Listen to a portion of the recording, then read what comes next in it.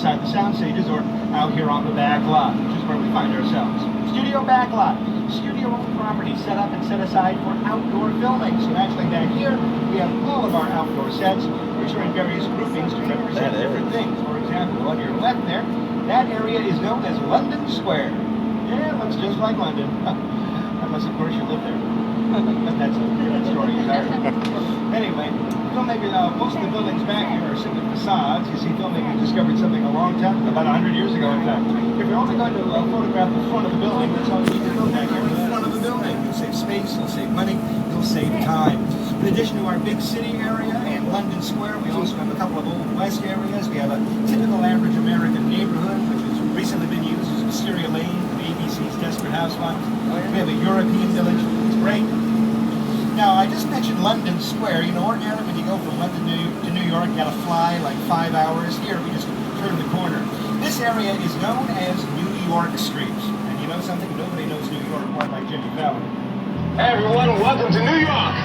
I got my start right here in New York on Saturday Night Live. This is actually my old neighborhood. Once got mugged over there by an old woman. Tough lady. This is my favorite hot dog guy. Hey buddy, how's it going? Remember me? No.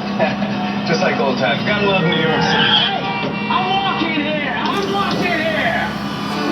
Hey, it's cool, guys. I was just, just walking there. So it's not exactly New York, but a lot of times when you see New York in the movies, it was shot right here on the Universal Metro sets. If you can make it here, you can make it anywhere.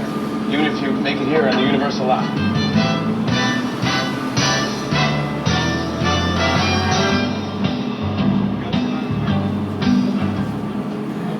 One of the busiest parts of the backlot. Movies, filming, television shows, recently NCIS, starring Mark Harmon, did some filming here. Also Criminal Minds, which airs on CBS, did a lot of filming here. Oh, and this end of New York Street that we're on right now, this was used for a scene in The Amazing Spider-Man.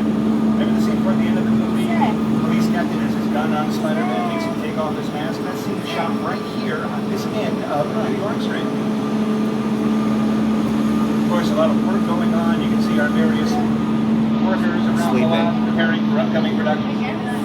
Right now, though, it's time for me to introduce, well, I guess you could call him a special guest on the Universal Studios tour. His name is Peter Jackson.